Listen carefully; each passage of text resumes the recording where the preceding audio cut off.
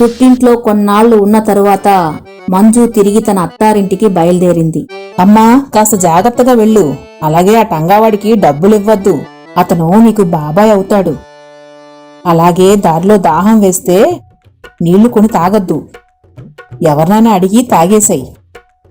మంజులో కూడా తన పిసినారి తల్లి గుణాలు బాగా ఉన్నాయి. అత్తారింటికి చేరగానే ముందు తన డబ్బులన్నీ లాకర్లో పెట్టి తాళం వేసింది. అప్పుడే కూతురు మంజు కూడా అక్కడికి వస్తుంది. తనతో ఇలా అంటుంది. అమ్మా, ఐస్ క్రీమ్ వాడొచ్చాడు. నాకు ఐస్ క్రీమ్ కొని పెట్టవా? తల్లి, కొత్తగా ఐస్ క్రీమ్ కొనాల్సిన అవసరం లేదు. 4 రోజుల క్రితం నువ్వు కింద పడేసిన ఐస్ క్రీమ్ ఉంది కదా, దాన్ని నేను ఫ్రిడ్జిలో జాగ్రత్తగా పెట్టాను. ఈవేళ దాన్ని తినేసాయి. ఇప్పుడే తీసుకొస్తానుండు. మంజు ఎంత పిసినారిదంటే బంగాళదుంప, ఉల్లిపాయ తొక్కలు కూడా పారేసేది కాదు. వాటిని కూడా కూరలో వేసేది.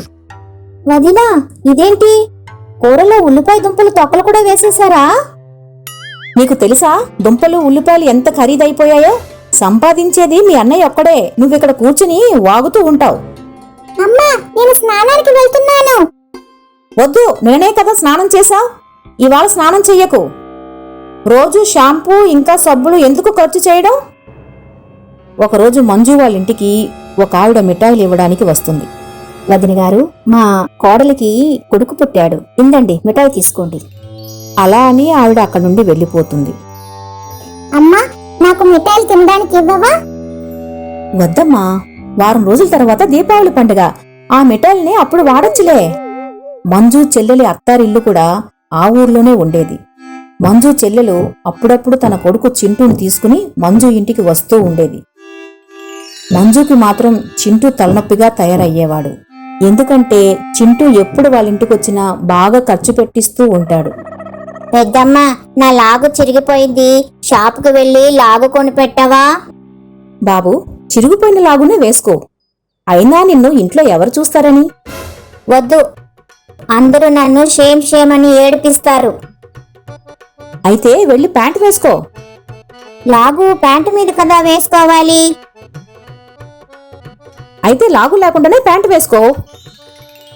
మరుసటి రోజు చింటూ మంజుతో ఇలా అంటాడు. పెద్దమ్మా, నా పెన్సిల్ అయిపోయింది. ఒక పెన్సిల్ కొనివ్వా? మొన్ననే కదా పెన్సిల్ కొనిపెట్టాను. పెన్సిల్ తినేసావా ఏంటి? లేదు, నాకు కొత్త పెన్సిల్ కావాలి. డబ్బులేమైనా చెట్లకు కాస్తున్నాయా? ఇప్పుడే నీకు 2 దెబ్బలు కొడితే బుద్ధి వస్తుంది. పో, ఇక్కడి నుండి వెళ్ళు. చింటూ ఏడుస్తూ అక్కడి నుండి వెళ్ళిపోతాడు. కొన్నాళ్ల తరువాత చింటూ వాళ్ళ ఇంటికి వెళ్తాడు. అప్పుడు ఒకరోజు చింటూతో తను చేసిన వ్యవహారం మంజుతో చెప్పి బాధపడుతుంది. అప్పుడు ఒకరోజు మంజు చింటూ వాళ్ళ ఇంటికి వెళుతుంది. బాబూ, నాన్న చింటూ, ఎలా ఉన్నావు? నేను నీతో మాట్లాడినా. అలా అనకూడదు బాబు, పెద్దమ్మకి నమస్కారం పెట్టు. చింటూ, ఈవేళ నిన్ను జంగిల్ బుక్ సినిమాకి తీసుకువెళ్తాను. ఏంటి, నిజంగా నా పెద్దమ్మా? అవును. పదండి పెద్దమ్మా, పైవిఆర్కి వెళదాం. వద్దు బాబు, ఇక్కడే దగ్గరలో మామూలు సినిమా హాల్ ఉంది కదా, అక్కడికే వెళ్దాం. ఏదైనా చూసేది సినిమాయనే కదా, ఏ హాల్లో చూస్తే ఏంటి? మంజు టికెట్ కౌంటర్లో టికెట్ కొంటుంది. 2 టికెట్స్ ఎంత? మొత్తం 120 రూపాయలు. కానీ నాతో ఉన్నది పిల్లాడు. అతనికి సగం టికెటే కదా. లేదు మేడం, ఫుల్ టికెటే తీసుకోవాలి. టికెట్ తీసుకున్న తరువాత మంజు చింటూను తీసుకుని లోపలికి వెళ్తుంది. మంజు ఇంకా చింటూ సినిమా చూస్తూ ఉంటారు. పెద్దమ్మా, నాకు దాహంగా ఉంది. ఇంకా 10 నిమిషాలు కూడా కాలేదు, అప్పుడే నీకు దాహం వేస్తోందా? ఇంటర్వెల్ అవని, అప్పుడు నీళ్లు తాగుతూ గాని. మంజు సినిమాలో నిమగ్నం అయిపోతుంది. ఇంటర్వెల్ అయ్యేసరికి చింటూ తన పక్కన లేకపోవడం గమనిస్తుంది. ఓరి దేవుడా, ఈ చింటూ ఎక్కడికి వెళ్ళిపోయాడు? మంజు గేట్ కీపర్ దగ్గరికి వెళ్తుంది.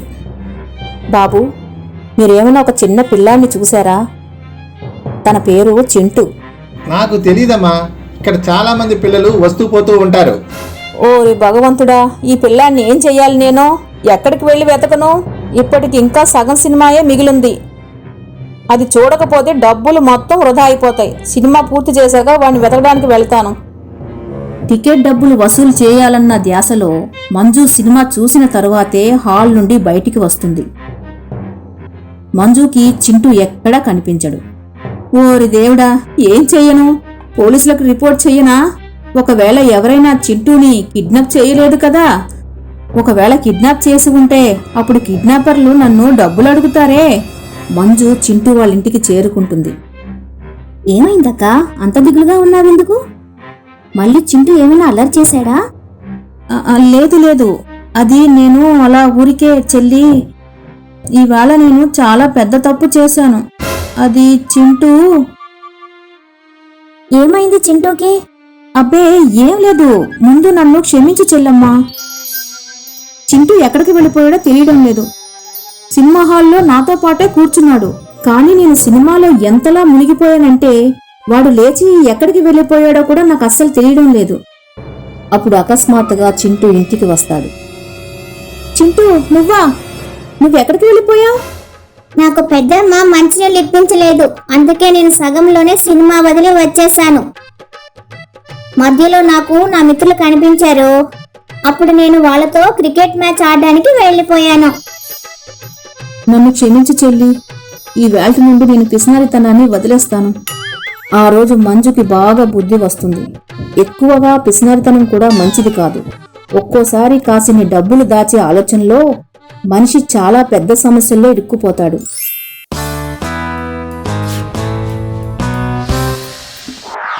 పతంగంజ్ అనే అందమైన ఊరుండేది. ఊళ్ళో శ్యామ్ ఇంకా రాజు అనే అన్నదమ్ములు తమ తండ్రితో కలిసి ఉండేవారు. శ్యామ్ చదువుల్లో ముందుండేవాడు. అందుకే వాళ్ళ తండ్రి తన అడ్మిషన్ని ఒక పెద్ద కాలేజీలో చేయించారు. రాజు చదివేవాడు కాదు, అందుకే అతని అడ్మిషన్ ఒక మామూలు కాలేజీలో చేయించారు. ఒరే రాజు, నువ్వు చదువు లేకుండానే ఉండిపోతావు. నేను అతి త్వరలో ఇంగ్లీష్లో మాట్లాడుతూ ఉంటాను. నాన్నగారు కూడా నాకు మంచి మంచి బట్టలు కొంటూ ఉంటారు. కాలేజీ నుండి బయటికి వచ్చాక నాకు మంచి డబ్బున్న అమ్మాయినిచ్చి పెళ్లి చేసేస్తారు. నిజానికి ఈ కాలం అమ్మాయిలకి నాలాంటి మోడర్న్ అబ్బాయిలే నచ్చుతున్నారు. నీ భార్య కూడా నీలాగే చదువులేనిదిగా ఉంటుంది చూడు. రాజుకి శ్యామ్ మాటలు విని చాలా బాధగా ఉండేది. కాని రాజు తన తండ్రి దగ్గరికి వెళ్లి విషయం మొత్తం చెప్పిన తరువాత వాళ్ళ తండ్రి కూడా అతన్ని వెక్కిరిస్తారు. ఒకవేళ నువ్వు బాగా చదువుకోకపోతే అదే కదా జరుగుతుంది.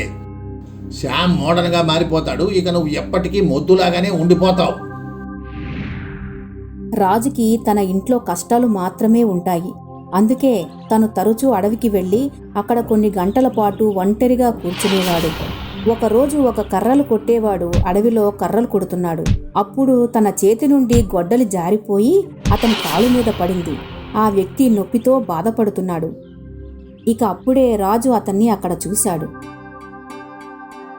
అయ్యో అంకుల్, మీకేం జరిగింది? బాబు, నా కాలు మీద గొడ్డలి పడిపోయింది. నువ్వు నన్ను మా ఇంటికి తీసుకెళ్లి వదలగలవా? రాజు తన షర్టు విప్పేసి వెంటనే అతని కాలికి కట్టు కడతాడు. అలాగే అతన్ని వాళ్ళ ఇంటి దగ్గర దింపడానికి వెళ్తాడు. అతనికి ఒక అందమైన కూతురుంది. బాబు, నాకు ఒక్కతే కూతురు. నాకు ఎల్లప్పుడూ తన కోసమే బెంగగా ఉంటుంది. నేను ఎప్పుడు చనిపోతానో నాకే అసలు తెలీదు. నువ్వు నా కూతుర్ని పెళ్లి చేసుకుంటే నాకు చాలా సంతోషంగా ప్రశాంతంగా ఉంటుంది. రాజు ఆ కర్రలు కొట్టేవాడి కూతుర్ని పెళ్లి చేసుకుని తమ ఇంటికి చేరుకుంటాడు. రాజు తండ్రి రాజు మీద కోప్పడతాడు. నాకు ముందే తెలుసు నువ్వు నీలాగా ఒక మొద్దునే పెళ్లి చేసుకుంటావని. నాన్న, తను తన ఇష్ట ప్రకారం పెళ్లి చేసుకున్నాడు, కాబట్టి నేను కూడా నా ఇష్ట ప్రకారమే పెళ్లి చేసుకుంటాను. శ్యామ్ కూడా పెళ్లి చేసుకుని తన భార్యని ఇంటికి తీసుకొస్తాడు. అటు ఊళ్ళోకి ఒక పెద్ద మహాముని వస్తారు. శ్యామ్ ఇంకా రాజు తండ్రి ఆ మునిని తన గురువుగా భావిస్తారు. గురువు గారు, మీరు ఊళ్ళోకి వచ్చారు కాబట్టి మా ఇంట్లోనే బస చేస్తే నేను చాలా సంతోషిస్తాను. ఆ ముని కొన్నాళ్లు శ్యామ్ ఇంకా రాజుల ఇంట్లోనే బస వేస్తారు. ఒకరోజు శ్యామ్ భార్య రాజు భార్యతో ఇలా అంటుంది. చూడు, నేను ఇంట్లో మోడ్రన్ కోడల్ని, నువ్వేమో మొద్దు కోడలివి.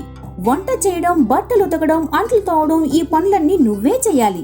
నేను శ్యామ్తో కలిసి నా బిజినెస్ ని స్టార్ట్ చేయబోతున్నాను. Do you understand? ఓ, నేను మర్చిపోయాను, నీకు ఇంగ్లీష్ కూడా రాదేమో కదా. రాజు భార్య ఈ మాటలన్నీ విని బాధగా ఉంటుంది, కానీ పాపం ఏమీ అనలేకపోతుంది. ఒకరోజు శ్యామ్ భార్య ఒక ఖరీదైన కారును తీసుకొని వస్తుంది. ఇదేంటమ్మా, నువ్వు ఇంత ఖరీదైన కారు ఎందుకు కొనుక్కొచ్చావు? పెట్రోల్ ధరలు అసలే ఆకాశానికి అంటుతున్నాయి. అయినా మనకి కారుతో ఉపయోగం కూడా లేదు. మామయ్య, మీరు అలా అంటారేంటి? నా మిత్రులందరికీ కార్లున్నాయి, మరి నాకు కూడా ఉండాలి కదా. ఈ కార్ లేకపోవడం వల్ల నాకు మిత్రులందరి దగ్గర సిగ్గుగా ఉంటుంది. మరుసటి రోజు ఒక పేదరాలు రాజు ఇంకా శ్యామ్ల ఇంటికి వస్తుంది. ఆవిడ రాజు భార్యతో ఇలా అంటుంది, ఈవేళ నాకు మనవడు పుట్టాడు.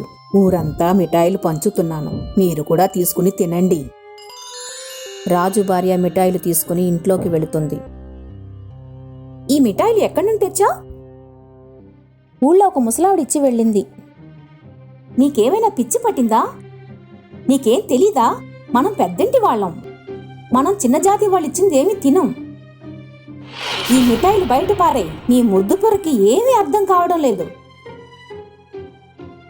కొన్నాళ్ల తరువాత శ్యామ్ భార్య పుట్టినరోజు వస్తుంది. శ్యామ్ భార్య రాజు భార్యతో ఇలా అంటుంది, ఈవేళ నా పుట్టినరోజు కాబట్టి బోలెడు మంది వస్తారు.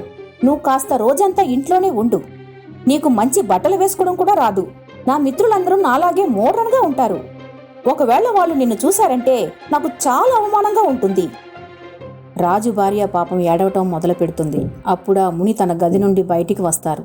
వచ్చి శ్యామ్ భార్యతో ఇలా అంటారు, నేను చాలా రోజులుగా చూస్తున్నాను, నువ్వు పాపం ఈ అమ్మాయిని ఏదో ఒకటి అంటూనే ఉన్నావు.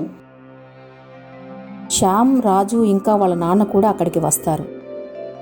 మీ అందరికీ బహుశా మోడర్న్ అంటే అర్థం తెలియలేదు. ఇంగ్లీష్ మాట్లాడడం, ఫ్యాషన్గా బట్టలు వేసుకోవడం, కారు కొనుక్కోవడం లేదా డబ్బున్న వాళ్ళలా గొప్పలు చెప్పుకోవడం వల్ల ఎవరూ మోడర్న్ అయిపోరు. ఎవరైనా తమ ఆలోచనల వల్లే మోడర్న్గా మారుతారు. ఎవరైనా మోడర్న్గా ఎప్పుడు మారుతారంటే వాళ్ళు సమాజంలో ఉన్న మూర్ఖపు పాత నియమాలని, ఆచారాలని మార్చినప్పుడు. ఎలా అయితే ఆ రోజు రాజు భార్య చేసిందో, ఆ రోజు ఆ పేదరాలు ఎంతో ప్రేమగా మిఠాయిలు ఇవ్వడానికి వచ్చినప్పుడు తను వాటిని ఎంతో సంతోషంగా తీసుకుంది. రాజు భార్య అడవుల్లో ఉండి కూడా మోడర్న్గా మారిపోయింది. కానీ మీరు బాగా చదువుకొని కూడా మొద్దుల్లాగా ఉండిపోయారు. మీరంతా అసలు చదువుకొని కూడా మూర్ఖులుగానే ఆలోచిస్తున్నారు. అప్పుడు శ్యామ్ భార్యకి తను చేసిన తప్పులు తెలిసి వస్తాయి. నన్ను క్షమించండి గురువుగారు. ఒకవేళ మీరే గాని లేకపోతే నేను మోడర్న్గా ఉండడం అంటే ఏంటో ఎప్పటికీ తెలుసుకోలేకపోయేదాన్ని. మీరు నా కళ్ళు తెరిపించారు.